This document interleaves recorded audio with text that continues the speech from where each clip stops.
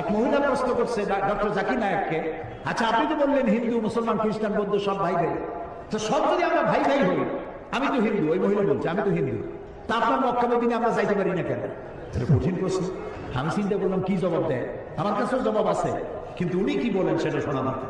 উনি জবাব দিলেন, বোন আপনার বাড়ি কই? কই তুই ইন্ডিয়া, জন্মস্থান কোথায়? এখানে। আমার জন্মস্থান এখানে। আচ্ছা বোন আপনি কি জানেন যে ইন্ডিয়ায় এমন এমন জায়গা আছে যেখানে এখানে জন্মগ্রহণ করার পরেও সে জায়গায় আপনি আর আমি যাইতে পারি না, এরকম জায়গার নাম জানেন? কোন এরকম জায়গা থাকবে কেন? আমি ইন্ডিয়ায় জন্মগ্রহণ করছি, সব জায়গায় যাইতে পারি। উনি বলবেন বুঝি না, এখানে এমন এমন জায়গা আছে যেখানে আপনি আমি প্রবেশ করতে পারবো না, তার নাম ক্যান্টনমেন্ট। ক্যান্টনমেন্টে আপনি ঢুকতে পারবেন না, আমি ঢুকতে পারবো না।